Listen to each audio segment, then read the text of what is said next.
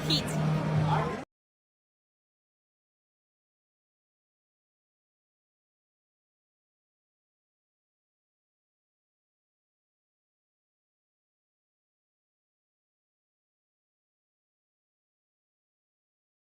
Hello everyone, it's the hardcore legend Mick Foley wishing a nice day to everyone there, right there at True Heel Heat. Yeah!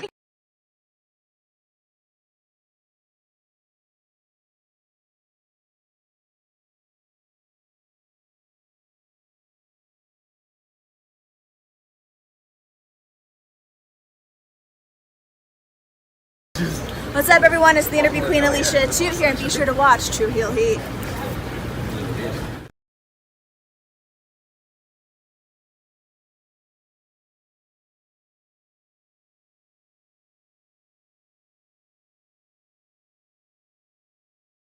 Welcome to True Heel Heat, the place where we use insider terms because we think we know what the fuck we're talking about, even though we don't. My name's Maxwell Jacob Friedman, and I'm better than you, and you know it.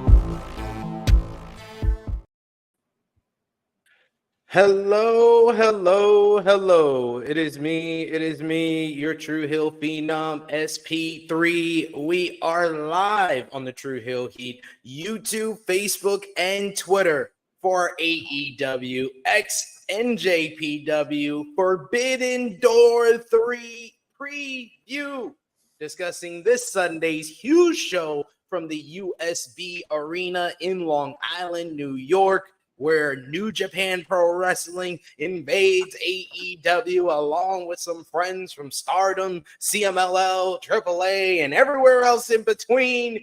And I am here with my good brothers to discuss it. First up, we got the good friend of the channel. You saw him recently on Rated Raw Review. We appreciate him for spending some time with us there. And now he is here for one of our big pay-per-view previews, coming in the clutch because I hit him up last minute, but I appreciate him so much for it. Yeah, see him over on Fightful, overbooked on Coexisting with Rob and Maggie. And what a coinky dink. I had Maggie on the last pay-per-view preview. And now I got the main man, Rob Wilkins. Well, I appreciate that. I don't know about the main man, but I'll take it. But thank you for having me. I'm excited to talk about this pay-per-view. I think it's going to be really good. I know a lot of people have been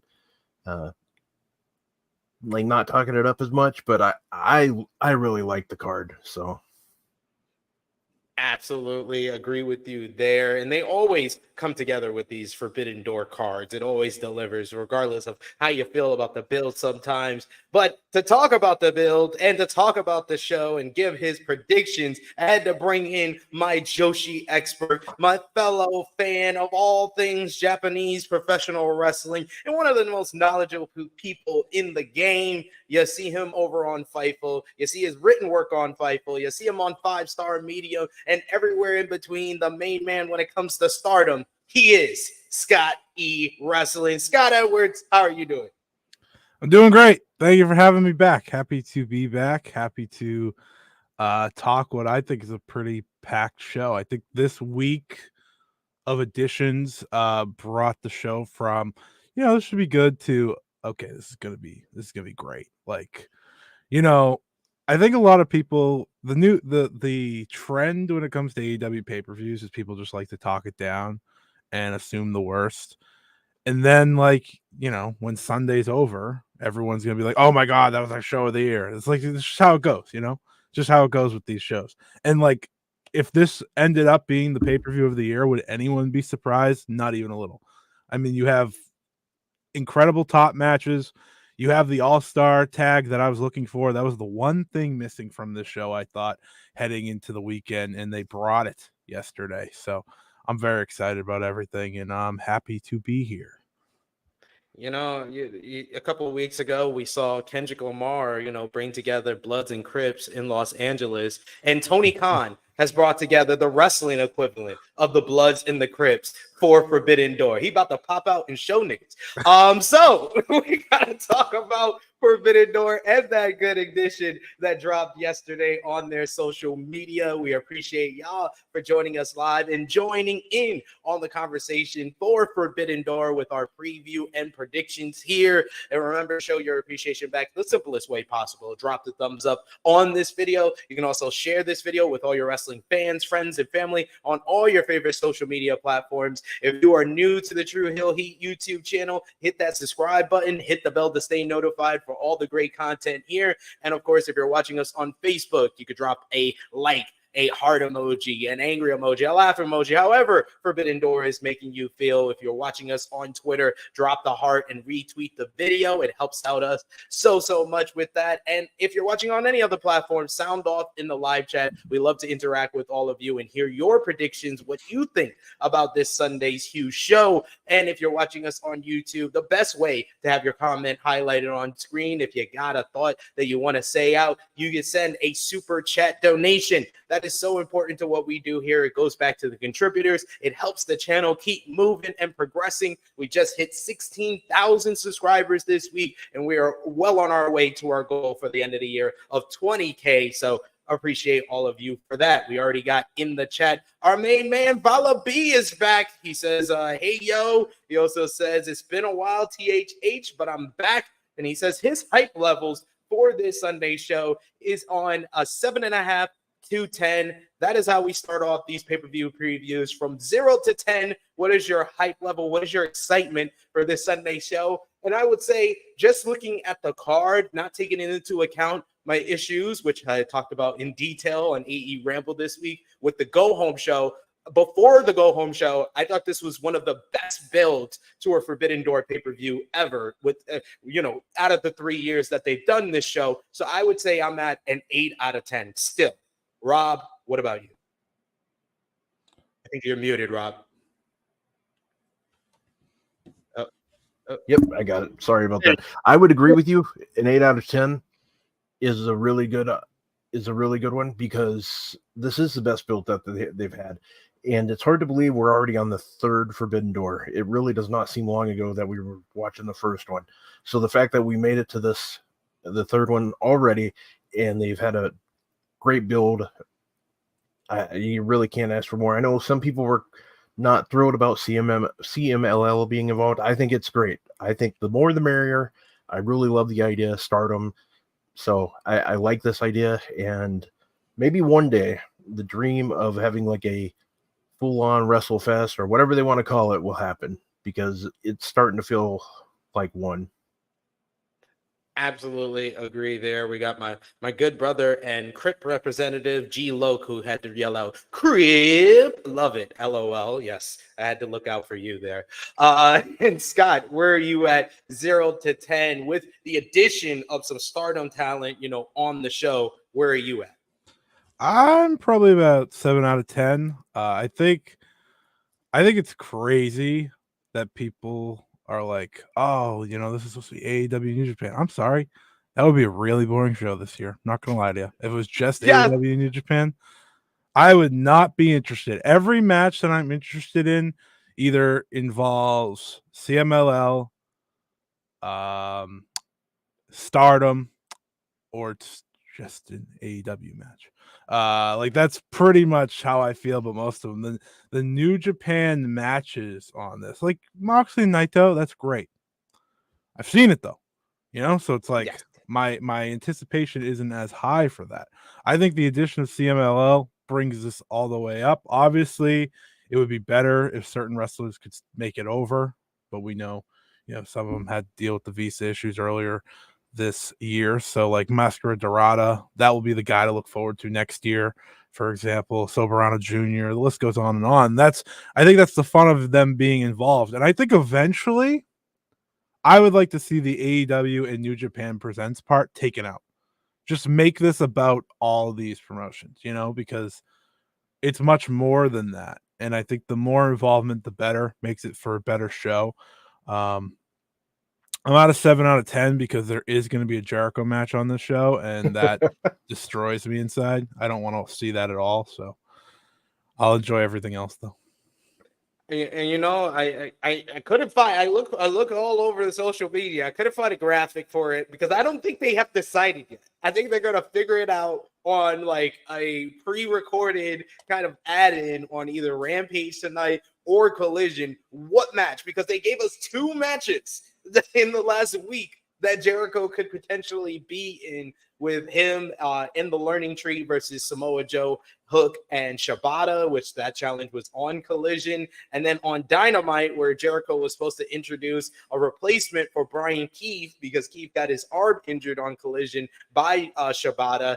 He gave us some Minoru Suzuki, which I pretty much predicted on Collision Discourse this week. And then Minoru Suzuki said, no, I want to face you for the FTW Championship. So that is my first question before we get into the predictions with the card and the matches that are already set in place. Start with you, Scott. What Jericho match do you think we're going to get, and who do you think wins? I think it will be I'm going based off the Collision spoilers, so I apologize. I will not spoil too much, but I do think it will be the trios match because of who showed up on that show. Because if it's not, then they're adding probably 2 more matches based off of the Collision spoilers, because it looks, Jeff Cobb obviously kind of hanging over this show. He said he'd do an open challenge. No one knows if that was really true or not. And spoiler alert, he does make a run-in on that show, but that didn't seem necessarily like the Jericho Suzuki part is the part I can't figure out. Like, is that actually happening on this show? Is that actually happening anywhere? I don't know. I don't know. But I'm gonna go with the trios match because I don't think this show needs 2 more matches. I love all the matches, but I don't think I need 2 more on the main card at least. Because if they put them on the main card, then I'm gonna fight for that trios match to be on the main card too. And not that I have a problem with it being on 0 hour. Yeah. It's just going to cause more people to be standing at attention by at least 7 o'clock. I know the pre-show starts at 6:30, but they do a lot of mumbo jumbo. I don't know how much you like Renee and RJ City and Jeff Jarrett and Rocky Romero talking about the show. We'll have that splice in between the matches, but the real matches are going to start at 7 o'clock.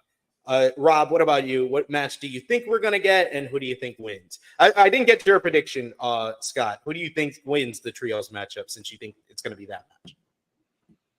I'm going to hope the Joe trio because it's new, it's fresh, it's interesting, kind of the complete opposite of the Jericho stuff for me. See, you don't understand sarcasm. It's for our snarky, sarcastic fans. That's I'll tell you right now, I've never watched the learning tree segment, and I will continue to do that. I've watched the matches. That was bad enough. No, you don't do that. You're doing it all wrong, sir. You're doing it backwards. I know. Well, I watch the pay-per-view matches. That's the matches I watch. And Jericho's on every pay-per-view. I don't know what to do. Yeah, and that is not what I like. I like Jericho talking as a weekly character. I don't like him being on the pay-per-view. Rob, what about you? I have not seen the Collision spoilers, so I don't really know what's going on there. But I think we will get the trios match, and I do think Samoa Joe's team will win. It just makes more sense right now for them to win. I think that's the way you would have to go too, because Jericho's at that point in his life where he can take a loss and it doesn't affect him. He doesn't need it. This affects Samoa Joe's club, so they need to win, and so I got them. If they do, I don't picture. I don't know if you're talking about Jericho and Murder Grandpa like the same night. I don't know if that's what you're meaning, but if they have that, I think Jericho still wins that too. Yeah, hell, he could work both. It'd be weird, but it's like I said, less matches, and they give me more matches. Give me. Well, the thing is I think Tony Khan looks at the schedule and says, "What can we do to piss Jeremy Lambert off? Because he's going to be up doing the scrum afterwards. So let's throw an extra match in there. We should get out of here by 3:30 in the morning." Is pretty much what he's planning on doing. is what I'm guessing. Seems That's what it comes down to. Seems about right, and it's a long drive for those New Yorkers. I'm a New Yorker, but I'm not in New York. But let's get into. I'm gonna also agree with you guys to say the trios matchup, and I'm also gonna agree with you guys and say Joe, Hook, and Shibata because I love their Pulp Fiction buddy cop story and characters that they're playing right now with Joe basically training Shibata in Hook in the art of the nope. So I'm enjoying that, and I want the Joe Club to win. So, but a trios match that we can discuss and is official was made official yesterday for the 0 hour, which will have everyone standing at attention in their seats in Long Island at 7 p.m. or you should be, because you don't want to miss the LIJ Los Ingobernables de Japón, Yota Tsuji making his AEW debut, teaming up with Titan and Hiromu Takahashi that we saw on AEW Dynamite. And they will face a trio that not a lot of people thought was even possible as former AAA mega champions individually, Rey Fenix and Penta El Zero Mero. Lucha Bros will team up with CMLL top star, top draw, Mystico. My mind was blown when I saw just the graphic for this. Then I saw the actual vignette that they cut to make this happen. This is the Bloods and the Crips teaming up together at Forbidden Door. Once in a lifetime here. Rob, what was your reaction to this match, and who do you think wins? Well, this was they did what? How they did what? And they got this to go through. All right. Well played. Well played, Mr. Khan. Well played. That was my reaction. As far as who I think wins, I think the Lucha Brothers win, and I just think they go that route. They could go with the New Japan's side. I do think New Japan's going to need some wins tomorrow night or Sunday night. So, but this one, I just have a feeling CMLL is going to need a win too. So I'm going to give it to them. But Scott, I would what about either way. You can't go wrong in my opinion. Like with this one, because the winner is you. It's a toss up. Yeah, I think we all win. Scott, what about you? Who you got in this all-star trios match? There's no world I will allow anyone besides Mystico to win this match. Only the king of CMLL wins this match via La Mystica. I already see Titan over there. I see Hiromu. He made Hiromu tap to La Mystica twice last week. Why not do it again? Easy. That's why Hiromu was hyperventilating when the announcement was made. I mean, then he, started pulling a me. I love Mystico. I love Mystico, which is true. That you're damn right. This match is going to be what sells the pay-per-view. Period. End of story. That's why why this match is on 0 hour. I think you give them 15 minutes right before the show. Sell the show on, here's the incredible talent you're going to get to see from all around the world. And that's exactly what we're going to see here. I'm most intrigued, I think, looking at this match just by seeing Mystico and the Lucha Bros work together. If this leads to a Lucha Bros, CMLL, anything, somewhere down the line. Obviously, they had the AAA ties. Those are gone. Thank God. Those are gone. If that leads to them appearing at CMLL, appearing in Arena Mexico, this is even more of a win long term. But La Mystica for the win. I'm even giving you the move. I'm not, if Mystico's winning, he's winning with the same thing. So, Yeah. He don't win. Well, he did win on episode of Rampage with Spanish Fly, I believe. I think that's true. He did do that. Yeah. It's Matt Fidel, I think. Yes. That was the one, because me and Jimmy Raccario were talking about that yesterday, because I said, see, if CMLL's on the card, the only person winning is Mystico. So I'm going to be in agreement with y'all. I think Lucha Bros and Mystico get the victory here. I'm going to say La Mystica on Titan.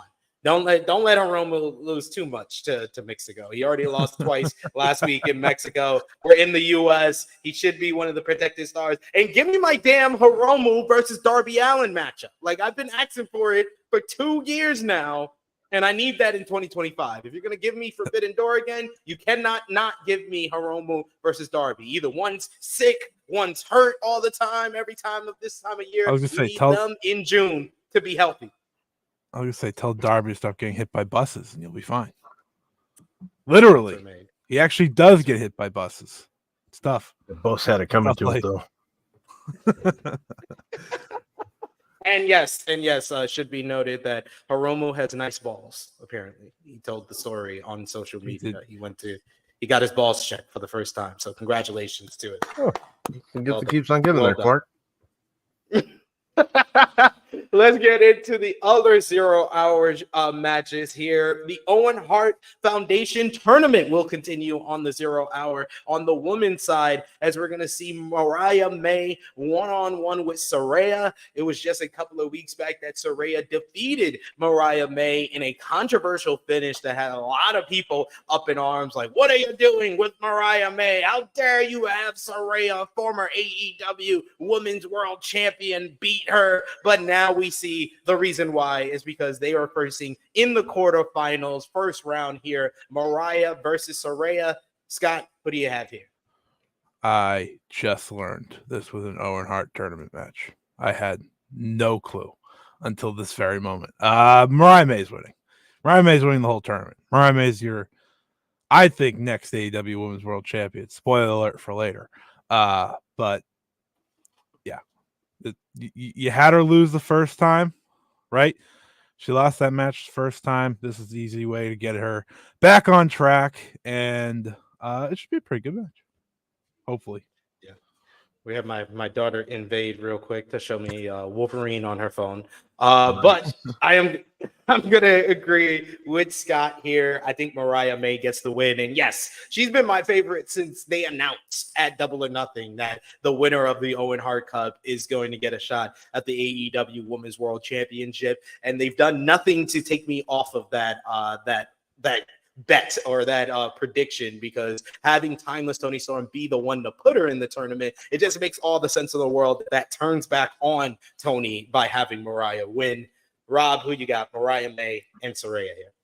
Well, I agree with you. Mariah May is going to go all the way to the Owen Hart Foundation or the Owen Hart Foundation Cup and win it to go on to face Miss Toni Storm at All In London.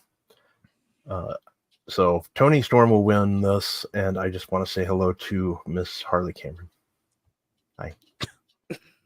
Hey, I gave her a bunch of credit on AE Ramble this week. She did not look out of place, and actually, I felt like she was the best person on her team on Dynamite this week. I know that's not saying much to some people, but she was. I'll also say hi to Mariah May. So hi, but hi.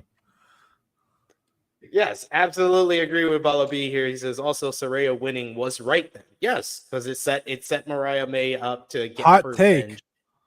When it matters. It's never right when Saraya wins, but continue. You're just gonna get heat with Saraya on social media. Can't wait for her to get sued, get fined by Bryan Danielson responding to you. I know if nobody's got me, Bryan Danielson's got me. And then finally on the 0 hour, this matchup was made before Dynamite this week, and this got me very excited for 0 hour. This was the first match announced, as it's going to be tag team action. Another match that I pretty much predicted. I was like, yeah, they're probably going to do Willow and Statlander, but with Stardom guest stars. And that's exactly what we got here, as it's going to be Chris Statlander teaming up with Momo Watanabe of Uedo Tai to face Willow Nightingale and former World of Stardom champion Tam Nakano. If you know these two stars from Stardom, they are two of their top stars here, teaming up with what I think is one of the better rivalries overall in AEW of Willow and Statlander. After Statlander turned on Willow at Double or Nothing last month, we get this big tag team matchup here. This will probably be the 0 hour main event. We got to go to our Joshi expert. Scott, how excited are you for this matchup? What do you think wins? Well, I do think it's going to be a great match. It's just like it actually does make sense with Tam and Willow, right? They had the match at Flashing Champions, and there's an instant connection there. But I knew it was going to be these two because Stardom announced their cards, and these two were missing off of Sunday's show. But Momo is a very odd choice because she's in a very different character from where she was once when she was in America and very popular. But I'm not complaining. I want to ask a quick question because I did watch Stardom the Conversion. Is Momo's new character that she's bipolar? Because that was just. I'm sorry. No, I don't want to talk about that. I don't want. There's only Japanese commentary, so I don't have the commentary to help me out and explain why she beat some people from her stable and then helps her stable win the matchup within 5 minutes of each other. It was so weird. I enjoyed the hell out of the matchup, but it was so weird. It was a terrible decision. I did not enjoy that decision. I will not. No, that's a different conversation. What I will talk about though is I do think Willow and Tam get the win here because I think Chris is beating Willow in the next round of the Owen, so it feels like the right way to do that. You probably pin Momo. That's probably your way to do it. Bringing Tam over makes a lot of sense. She is one of Stardom's biggest stars, like you said. It should be a very good match. Like that's what I'm looking forward to. I think seeing like Willow and Momo is like a very intriguing matchup for me because of their styles. So that should be a lot of fun. And I'm happy for both of them. They deserve to be on the show. I was hoping there would be more because I said this last week on one of my shows. I was like, is just Mina enough for everyone? Because last year I had to hear about no Stardom in Forbidden Door, blah, blah, blah, blah, blah, blah, blah. I was like, okay, you got one person. Was that enough? Thankfully, there's more. So I don't have to ask that question anymore. But I was like, I got attacked a lot about that.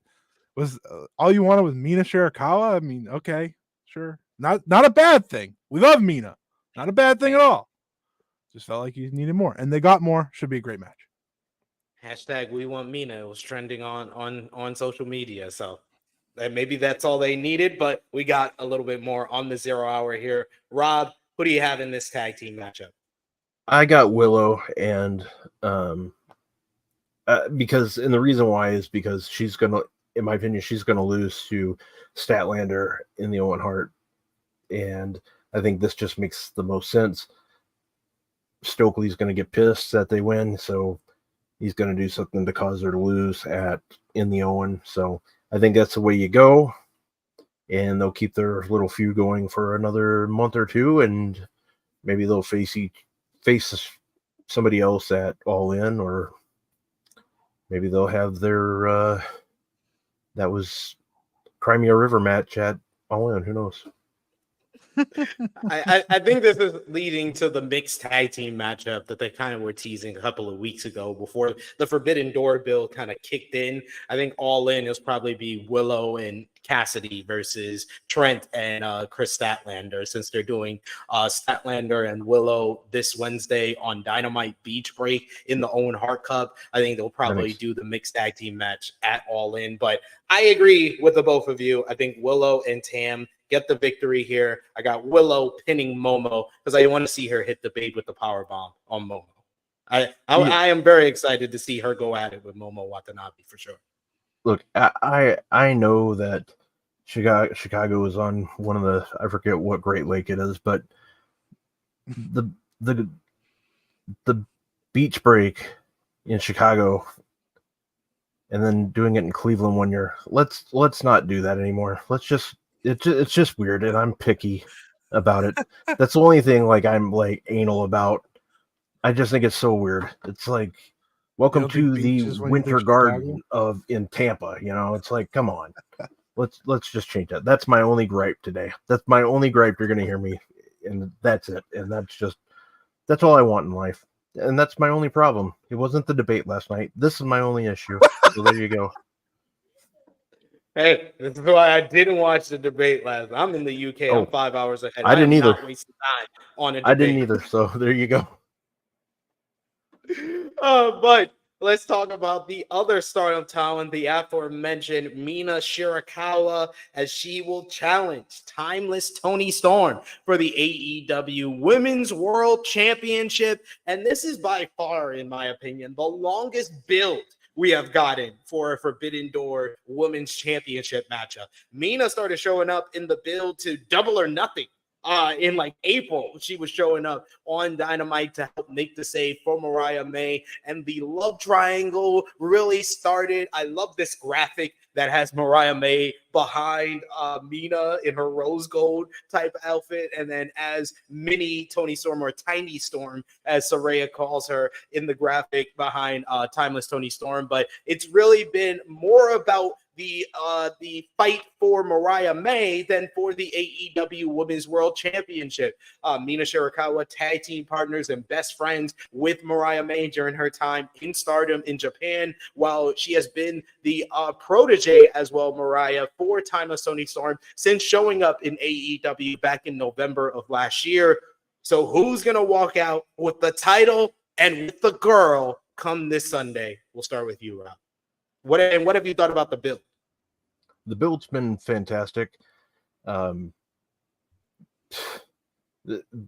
think the build's been fantastic for this. It has been a long build, which is it's been good. That's the thing. It's been a good build. Mina's been great. She's won the crowd over. People that are not familiar with her work are fans of her, and the good thing is that I've seen on social media, people have actually gone out of their way to see her work, like some of her past work. So that's a good thing. And with the interest that she has, like with her friendship with Mariah May, and there being some kind of like friendship battle, I think this adds a little bit to it. I'm very curious to see how they go with Mariah May, because I think we've already talked about where they go with her. I think, well, I know Tony Storm's going to win. I know that she's going to retain. So I'm more curious about the ending of this match and what happens. It doesn't make sense for Mariah May to turn on Tony like tomorrow on Sunday. It doesn't make sense. I prefer to let that build after the one. So we'll see. But I'm ready. I'm ready for this to continue to go, and maybe we'll see Mina getting in Mariah May's corner or something. We'll down the line, because Mina's been very popular.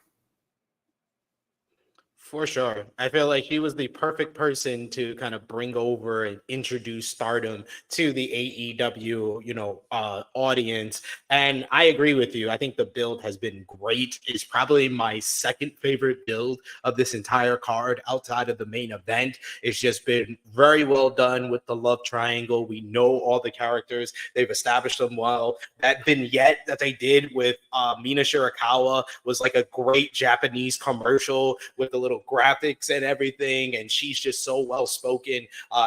English is a second language for her, but you would not know it by the way that she speaks in interviews and on AEW television. So she's done a splendid job.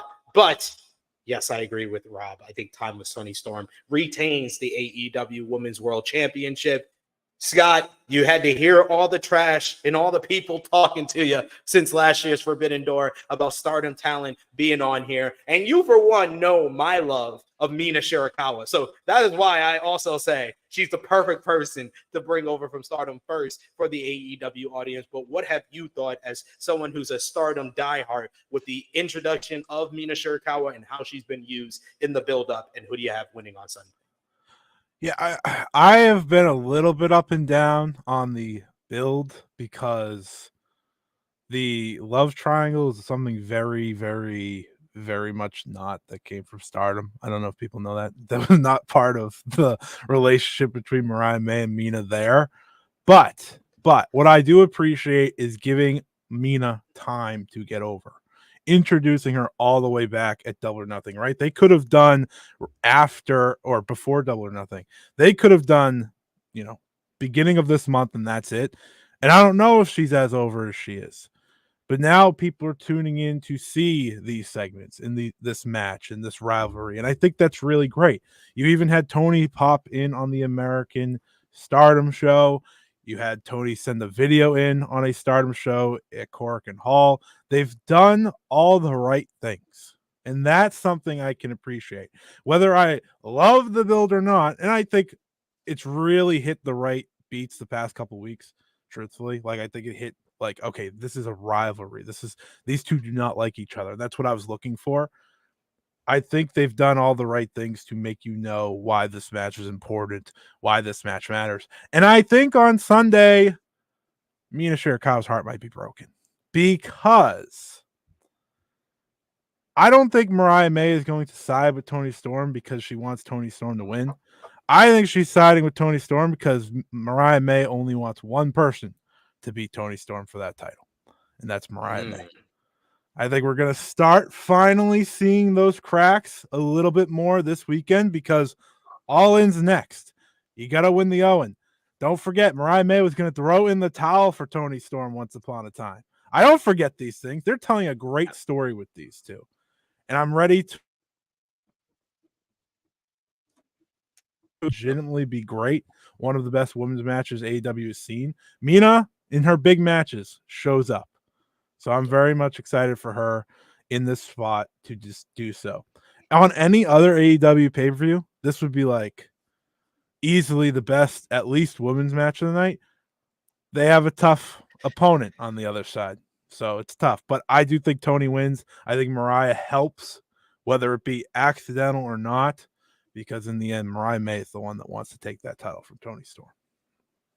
I agree. I think that needs to happen. Like, we got to see, Mariah kind of showing her selfishness if they're going to complete this story. And I agree with you. I like the fact that this is, they built it as a rivalry between Mina and Timeless Toni, but it's more about the overarching story of Mariah May and Timeless Toni Storm that they've been building since November of last year. This is I've said it once, I'll say it again, I've said it on multiple platforms. This is the greatest long-form story AEW has ever done with their women's division. A lot of people will say, oh, I was into the Britt and Jamie stuff. They didn't even have an end goal for that. They didn't even have an end goal of giving us the damn matchup. This one it's been all in our peripherals where we've known where they were going this whole time for months, but it looks like they're going to pay off this big matchup at the biggest stage possible. So it is the greatest long-form story of the women's division in AEW history. Mm-hmm.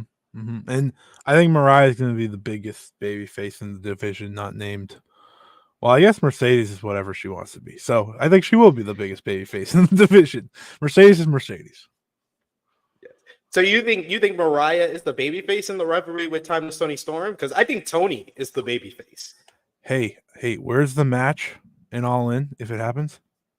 It's in the UK. It's in Wembley and who's going to be the one cheered? Hey, I don't know, man. Timeless Toni Storm, I would say, is like top 5 most over acts in AEW. I don't know about that. Well, Mariah's catching up, and that moment hopefully propels her. That's the point of this feud, I would think, right? Is to propel Mariah into superstardom. And I don't know. I just think people want to get behind her naturally. I think it's happening. And it's happened through Toni. That's great.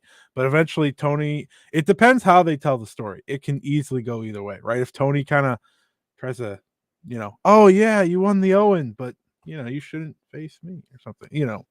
They'll figure it out. I don't know how they're gonna figure it out. But I'm invested. Championship.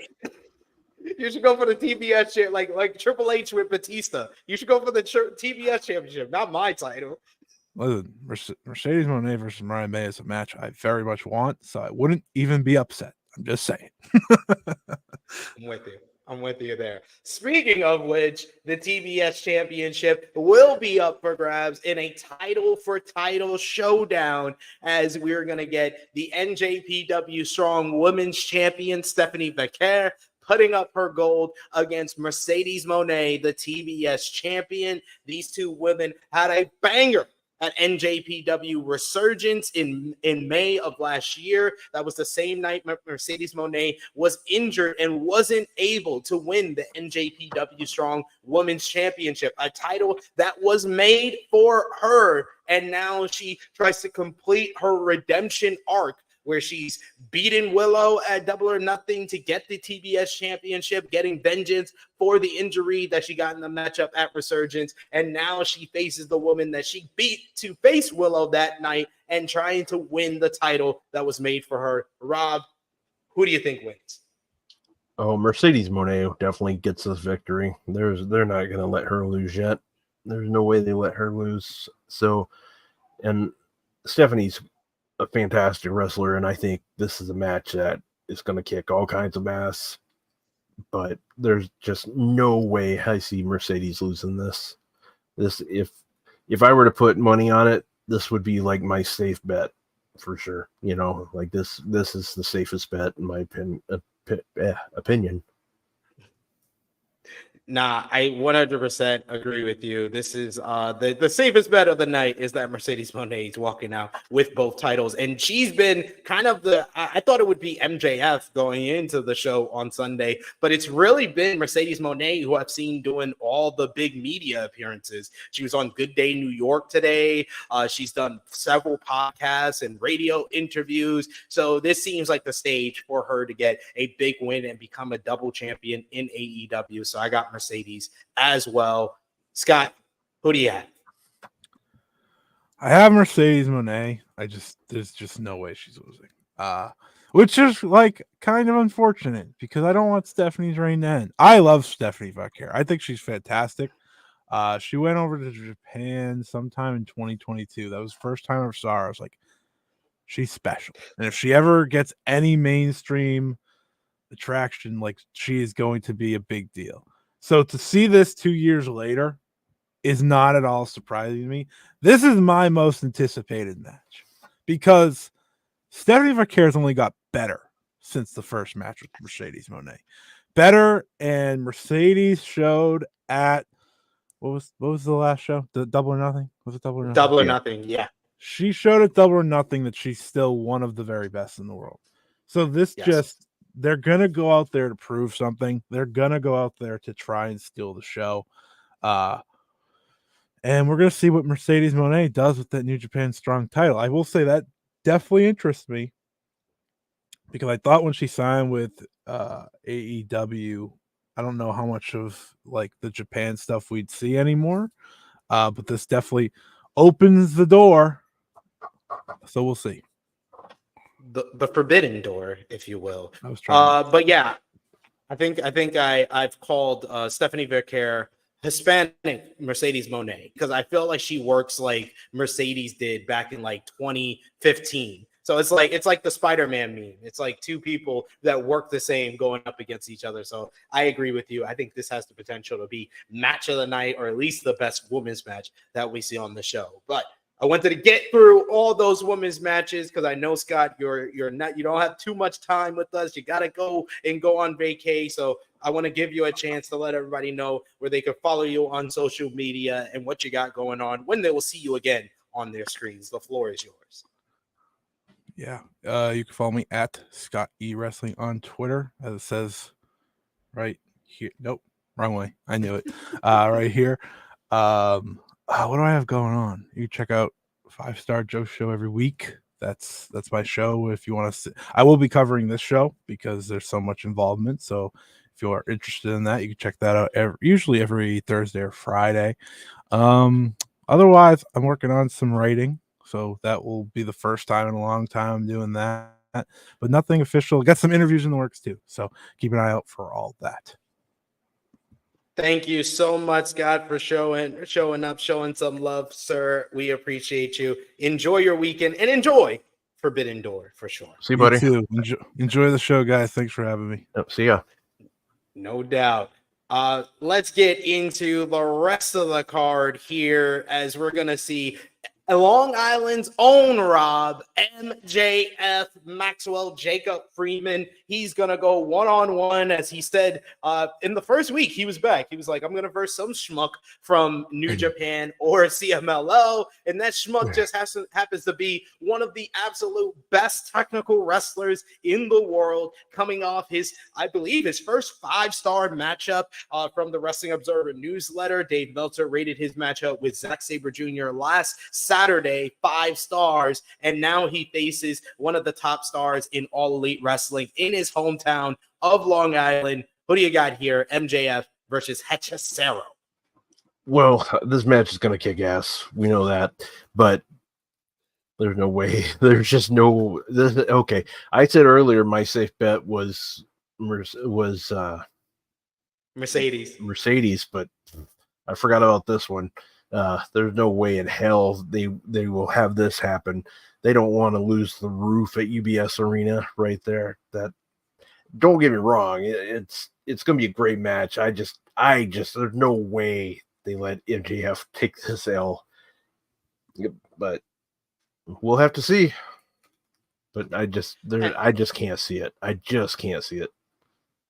I love the fact that we're going to see 2 different styles from MJF in his first 2 matches. You know, we got more of the brawling style when he faced Roosh a couple of weeks back in his in-ring return on Dynamite. And now we're going to see him more showing off his technical ability with Hechicero, who that matchup with Zack Sabre Jr., go out of your way to watch it. It was superb with some of the moves Hechicero's does I've never heard of, I've never seen before. It's just mind-boggling. I get why he's the mad scientist of the ring, but I also agree with Emmanuel here. The build has been ass. They could have explained this matchup a lot better. They could have got Hechicero some wins on Dynamite, because that's the show where MJF is featured, instead of giving him, random wins against like Daddy Magic on Collision. I think they could have done more to build up Hechicero and to build up this matchup, and just go off of the fact that MJF disrespected Mexico with how he was talking to Roosh and how he said he was going to verse some schmuck from CMLL. You could have gone that way instead of saying, oh, MJF talked bad about the Elite, so yeah, Hechicero is going to face him at Forbidden Door. It just felt so random, not really much of a story to it, but the match itself is going to be great. I also agree with Emmanuel there. It says Hechicero and MJF's going to slap, but I agree with Rob, MJF for the win. And yeah, I would say that this is even higher than Mercedes as far as definitely MJF's going to win. Yeah, I just can't see them going that route. It just wouldn't make any sense considering who MJF has beat in the past, and just waiting for Adam Cole to get back in the wings, because I think they have to go to that right away, because otherwise it'll be, what are you guys waiting for? You had it. Now people want to see it, so it just has to go this way. He has to win this, and he will. MJF will win. What do you think about the potential of MJF versus Will Ospreay, which it already seems like we're building to that over the last 2 weeks, and a lot of people think that that's going to be the all-in matchup. I have my issues with it, because I think that that's too big of a matchup to have for the International Championship. And I've wanted more of MJF explaining why he's not going after the AEW World Championship. Considering the way he lost it, being screwed over by the Devil Gang, Undisputed Kingdom, Joe taking advantage of all his injuries, I think that he should address why he's not directly going after the AEW World Title. Yeah, I think what I'm hoping what we saw in Dynamite turns him that direction, where he's like, you know what, he's gonna just prove to himself that he can do all this stuff, and he's just gonna go back after that title. Because I still think, this is just my opinion, I still think we're getting Ospreay versus Ricochet at All In. That's what I think we're getting, so that's why I think they went ahead and pulled the trigger on this match. I don't think they were planning on having Swerve versus Ospreay now. I think they were, in my opinion, I thought they were going to have that match at All In because of Will Ospreay. But I don't know for sure, but I think MJF wins, and and does he go after the title soon? I hope so, because the thing is there's been so many wrestlers that have said this, but if you're not going for the title, what the hell are you doing? Like everybody should be going after a title in wrestling. When they don't go for a title, it doesn't make any sense. Or if they don't want a title, so I don't like that. Like, I think he needs to have a title on his mind. And I think that promo was very odd at first. Like it was. I ranted about that like no other, and I know Maggie loves when I rant, so she needs to check out AE Ramble, because I ranted so much about how they little brothered Daniel Garcia, and Daniel Garcia was on the verge of one of his best promos, and then he said, "Oh, I've been in some of the greatest matches and moments in AEW history," and I was like, "Which one? Huh? When?" So and that was the thing. It's just like. I don't know. I would. MJF wins. I mean, there's just so much about it. You just can't go that route. But I think he has to get back into the title hunt, and it wouldn't surprise me if it's. Well, we know he can't wrestle for the title at All In, at All In, because of the Owen. So there's that aspect. So I'm kind of curious to see what way they are going with MJF. It makes it very interesting. We shall see in the weeks to come for after Forbidden Door. But at Forbidden Door, we got a big AEW versus NJPW showdown. Following up from last year's Forbidden Door, these two men were in a four-way for the International Championship. And now they finally go one-on-one, as it's going to be Orange Cassidy versus Zack Sabre Jr. Sabre Jr. has faced Orange Cassidy in the past, but never been able to beat the Orange one. And we saw Zack Sabre Jr. deliver a gem on Dynamite this week with Kyle O'Reilly, a technical wrestling clinic. Is he going to do the same? And who gets the win here? I am going to go with my boy ZSJ, the winner, the leader of TMDK, for the victory. But what do you think is going to transpire in this matchup, Rob? I think it's going to be Zack Sabre Jr., and I think it's going to be... And I hate to say this, but I think this is going to be a match with a distraction that costs Orange Cassidy, because I think even though they don't need to protect him, I think Tony will, and this is a way you can get to your story too.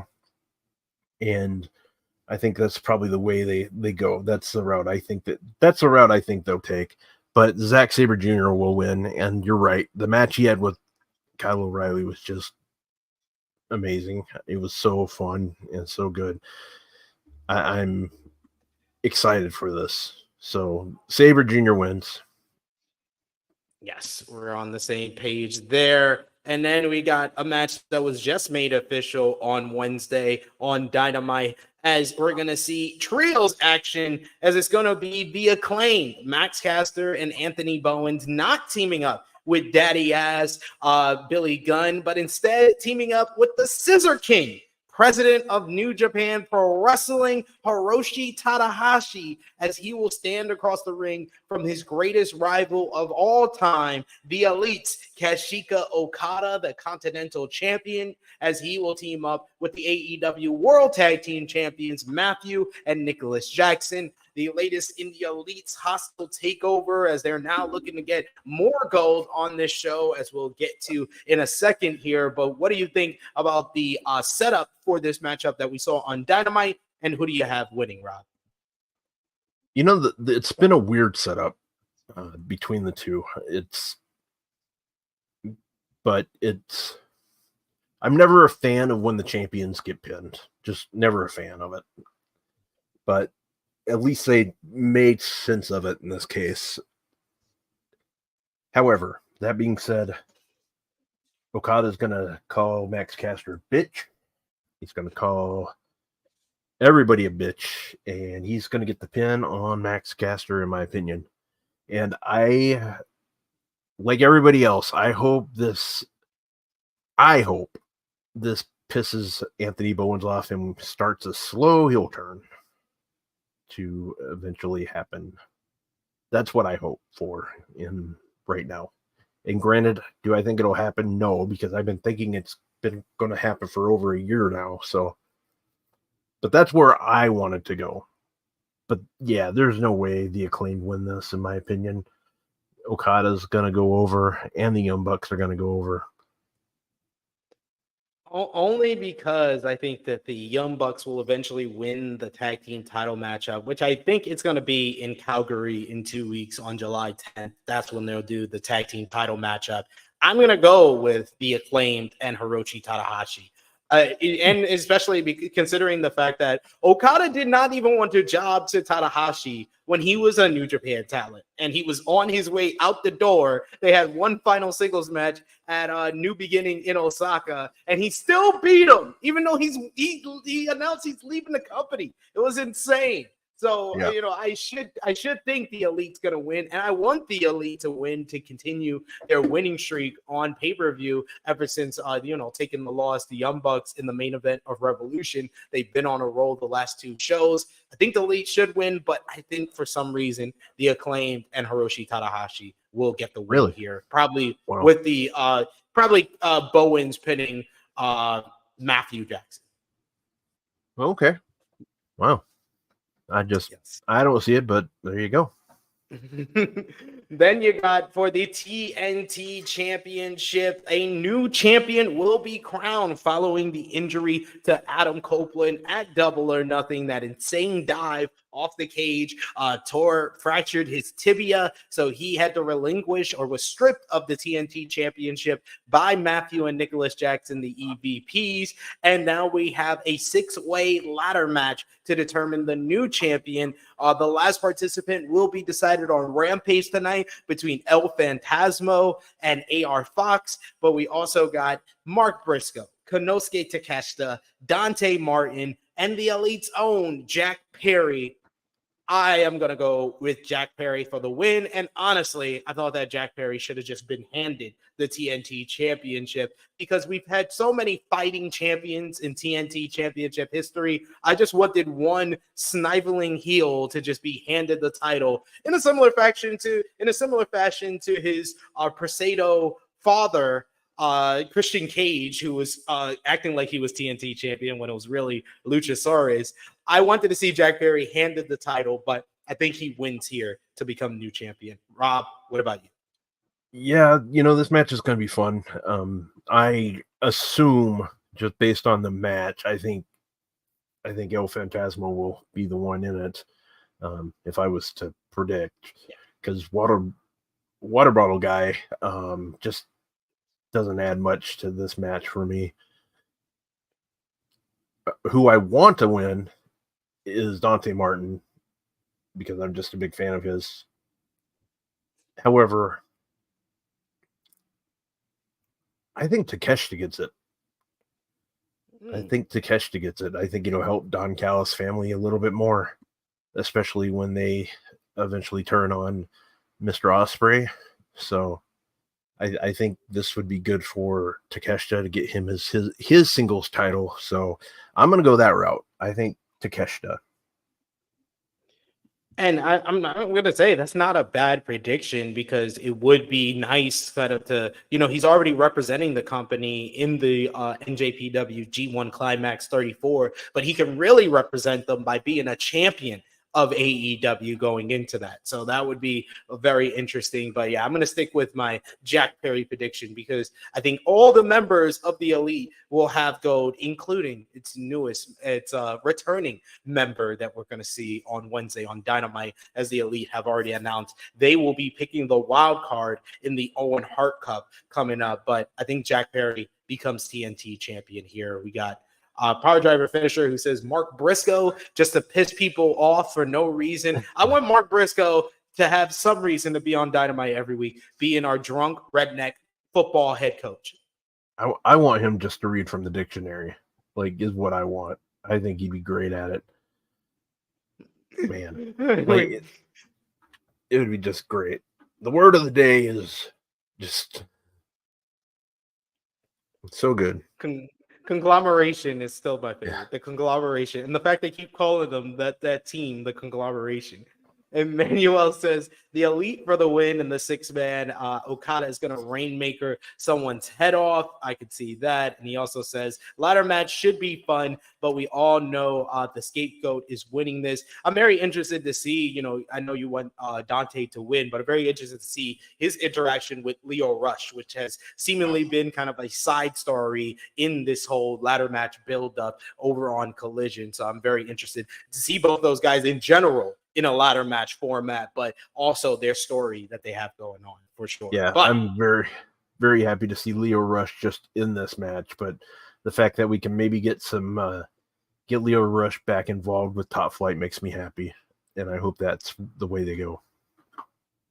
For sure. But now it's time for the top 3 matches, which I think all have a high marker to be like match of the night. Or most people are predicting these 3 one of them to be the match of the night on Sunday, as we will have a Owen Hart Cup men's tournament quarterfinal matchup, and it's a dream match despite not having a singles match against each other since 2010 back in Dragon Gate, USA. 14 years later, they are here at AEW NJPW Forbidden Door. The American Dragon, Bryan Danielson, one-on-one with former IWGP World Heavyweight Champion, the Rampage Dragon, Shingo Takagi. These 2 men are 2 of the best wrestlers in the world. This should be absolutely outstanding, and I can't wait to watch every single minute of it. But who do you have advancing in the Owen Hart Cup to face Pac on AEW Dynamite Beach Break in Chicago on Wednesday, Rob? I just don't see. I see Bryan Danielson going on a streak, is what I see happening. So I am going to go with Bryan Danielson getting this victory. I think it's going to be a good, fun, and entertaining matchup, but I just don't see him losing. Yeah, I got Bryan for the win here, and I just can't wait to see this match. Can't wait to see Bryan versus Pac. I can't wait to see Bryan run it back with the wild card person, which I'm not going to spoil for you. I spoiled it enough. I've said it weeks ago when I first saw the bracket. I was like, yeah, that's the spot for someone who's going to be hanging, man. Yeah. And those 2 guys have splendid chemistry with one another, so I'm looking forward to this. But this is probably my pick to be the match of the night, Bryan Danielson and Shingo Takagi, because Shingo Takagi is so good, and some AEW fans don't even realize it. Yep, exactly. And just because I like watching the world burn, I would just love it if they just let it be Nakazawa. I've heard some people say Nakazawa or Brandon Cutler just to troll people. Well, I don't think we necessarily deserve Brandon Cutler to be part of it. I think you let legends be legends. So, but yeah, no, it's gonna be Hangman, and I kind of wish. I don't know. I wish they kind of wouldn't have never talked about it. I think it would have gone a little bit better, but there's a reason why they're talking him up. So. They're going to talk about not finding him or something, just gave him time off, I'm sure, for storyline purposes, but we'll see. But yeah. Yeah. Well, you said you think that Bryan's going to go on a little bit of a streak here. Do you have Bryan winning the men's Owen Hart Cup? We did get the report earlier today from the Wrestling Observer newsletter that his storyline is going to have a major turnaround after his recent losses that he talked about before the Owen Hart Cup started. And that's why he wants to get into the tournament, win the cup, and go on to main event All In London. Do you think we're going to get Bryan in the main event against the world champion? My theory is that he's going to go to All In, and for the longest time, I don't think he planned on winning the title, but I think Tony's going to put the title on him, and he's going to lose it at Wrestle Dream, is what I think is going to happen. I think he's going to lose it right back to Swerve. That's just my opinion. I don't know. I'm not really great at these predictions that I've noticed on my scorecards, but I just know it's going to be a hell of a match more than anything. And I'm glad Tony Khan's a sicko because this is going to be fun.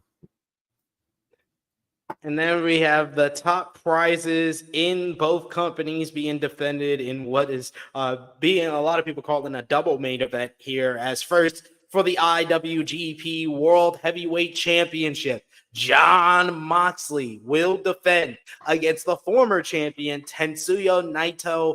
Naito won the IWGP World Heavyweight Championship back at Wrestle Kingdom against Sonata. He was on his way to having one of his more impressive title reigns when he ran into the juggernaut known as Jon Moxley at Windy City Riot in Chicago, Illinois in April. And Moxley ended Naito's reign, becoming the first man to hold the top prize in WWE, AEW, and New Japan Pro Wrestling. Since then, Moxley has tied the record for the most title defenses of a single reign of the IWGP World Heavyweight Championship, with 4 defenses against Powerhouse Hobbs, Evil, Ren Narita, and Shoto Umino. And now he makes his 5th defense here against the top star of New Japan Pro Wrestling. These two men had a brawl in the aisleway on Dynamite this week, with Naito taking off his whole 3-piece suit in his entrance, which it always pops me. This one should be great again after their outstanding matchup that they had at Windy City Riot. What do you think about the build to this matchup, and who do you think wins, Rob?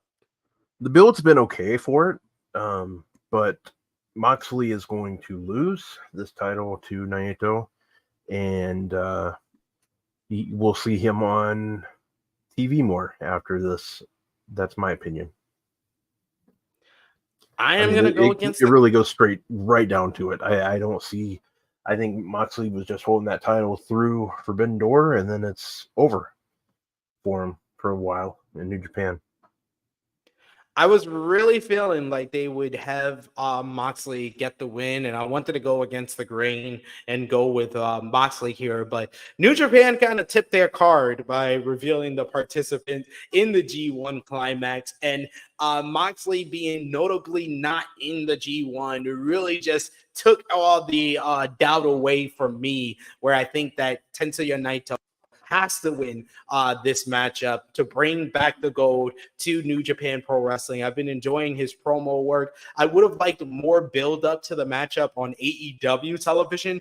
I think they've done the majority of the work on, New Japan shows, as well as their social media with promos from Naito, promos from interviews from Moxley. But I really feel like this is another strong candidate to be match of the night. But I'm going to agree with you and what the chat seems to be going with. I'm going to go with Naito to regain the IWGP gold. Yeah. And then finally, we got the main event for the AEW World Championship. Swerve Strickland will defend against AEW International Champion Will Ospreay. Osprey has come into AEW on a storm, on a burner right now, undefeated in singles action. He's defeated the likes of Konosuke Takeshita and Bryan Danielson. Last month at Double or Nothing, he defeated Roderick Strong to win the AEW International Championship. And then right after that, on the Dynamite following Double or Nothing, he won the fantastic Casino Gauntlet matchup to become the #1 contender to face Swerve Strickland for the AEW World Title at Forbidden Door. And since then, these two men have put on a brilliant build to this matchup based on their friendship, but really it's based on the character of Osprey, who's not just a white meat babyface, but he's also a cheeky bastard. And he likes to play games. He likes to have fun. And Swerve has been pushed more and more into his old heel character throughout the build-up to this matchup, whether it be the words, the back and forth words between one another, and then especially a couple of weeks ago where Osprey defeated Rey Fenix to retain the international championship and said it was my house, and then used the Swerve Stomp against Rey Fenix before finishing him off with the Hidden Blade. And then post-match, match. He snatched the AEW World Title from Swerve's hand after Swerve said that he could not hold both worlds. He could not hold both titles. Ospreay said that he can and showed that he can, and Swerve warned him that if he did it again, he would, if he was anyone else, he would put him in the grave. They had an awesome back and forth promo exchange face to face 2 weeks ago on Dynamite that really made it personal between one another, with Swerve mentioning the names of Osprey's wife and kid, really getting under the skin of Will. And then Will tried his games once again after they got the victory over the Gates of Agony on this week's Dynamite. He snatched the title from Swerve once again, but unlike Ospreay, who Swerve has brought up at Double or Nothing, he hesitated to hit the Storm Driver. In recent weeks, he's hesitated to hit the Storm Driver on the likes of Kyle O'Reilly and such in title defenses. He says that that killer instinct that Will once had, he doesn't have it anymore, and Swerve will not hesitate, and he did not hesitate on Dynamite when he kicked Ospreay right in the jaw with the house call, showing him to not play those games with him, to not disrespect him anymore. This has been one of the best builds to a main event on AEW pay-per-view this year, and in my opinion, the very best build up to a Forbidden Door pay-per-view main event that we have seen in these 3 years. What have you thought about the build, Rob? Who do you have? The build's been great. It's been fun. Will Ospreay is just over huge with the AEW crowd. I just don't see him winning the match. Like I said earlier, I think they're going to keep the title. I think they're going to keep the title on Swerve for now. And it's been a great build up, in my opinion. And I like how they've attached history to the two, even though a lot of people haven't seen, like, I mean, we've seen it because we're on Twitter and stuff, but a lot of people don't know their history, and they touched on it a little bit. So I like that. I just don't see us being let down either way from this match. That's the biggest thing. I know it's just going to kick all kinds of butt. Like, this match is just going to be fun, but we're starting to see that dark side of Swerve come out a little bit more, which I've been kind of wanting to see, because when Hangman comes back, I can't really picture two heels. Like, I mean, Hangman's probably going to be a heel, but it's just, I don't know. I don't know. I'm very curious to see what route they go. It would not, even though I don't like the idea, it would not surprise me if we see MJF get involved in this match now. I don't see them doing that yet, because Tony doesn't usually like to book those kind of finishes for the most part, but this is one I could actually see happening from the aspect of keeping that title on Swerve. We got a couple of predictions in the chat. Hassan going with Swerve. We got Emmanuel says, my prediction for match of the night.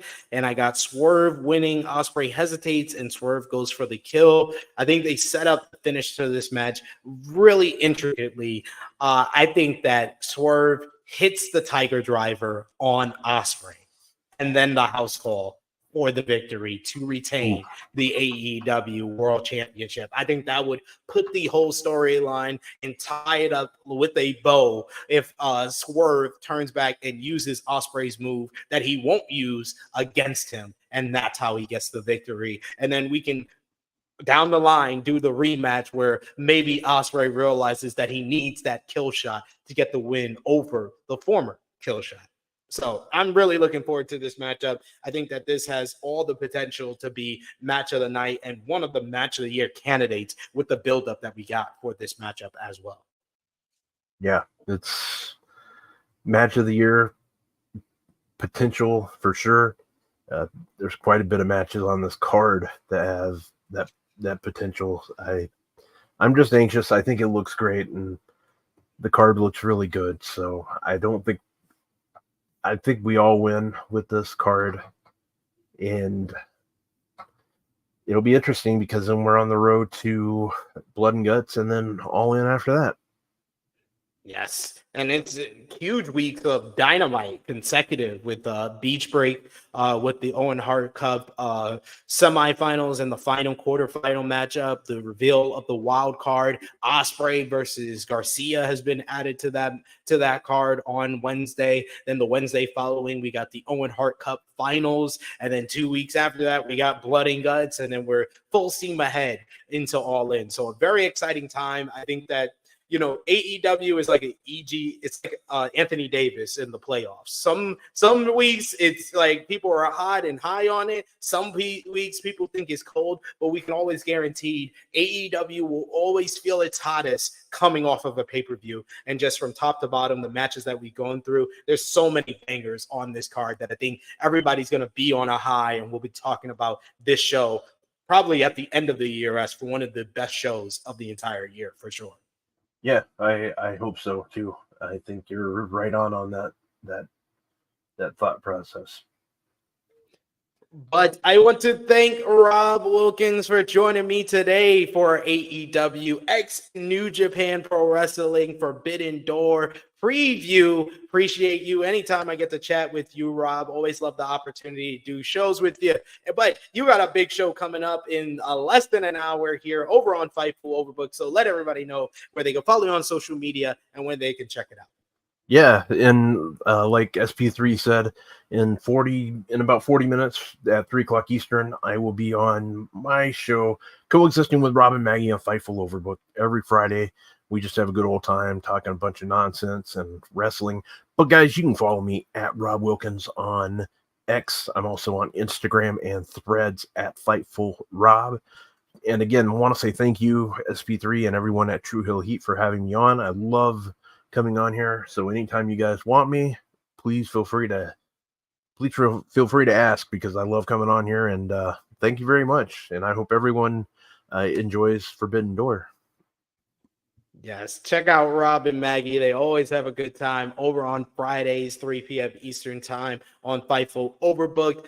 You can follow me on the Twitter machine. You'll see it here at True Heel SP3. You can follow the gang, Facebook, Twitter, Instagram, TikTok at True Heel Heat.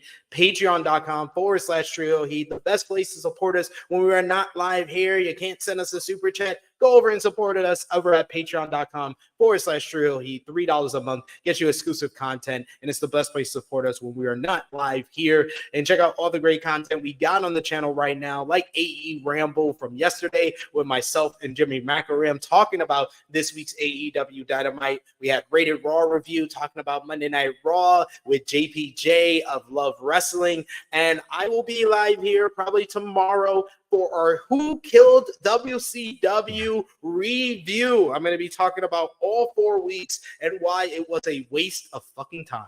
So check us out tomorrow. I'll be live here, time pending, but check us out on the social media where we'll announce the time. And I will, of course, be live here on Sunday, 10:05 a.m. Eastern time, the True Hill Heat flagship podcast, not on a Saturday this week, on a Sunday, as we preview Forbidden Door, talk about this week in wrestling with Dijak leaving WWE and everything in between as well. It will be myself, Miss Chrissy Love, the True Draw Josh, with our flagship podcast, 10:05 a.m. Eastern time on Sunday. We also got the Forbidden Door watch party on Sunday. And then on Monday, we wrap up Forbidden Door weekend with our Forbidden Door 2024 review. Myself, True Draw Josh, and maybe some other friends will join us for that as well. But want to thank Rob Wilkins, want to thank Scott Edwards for joining me today, and thank you all for joining us live in the live chat or watching us on demand. Remember to drop that thumbs up. Let us know in the comments down below your predictions for Forbidden Door 2024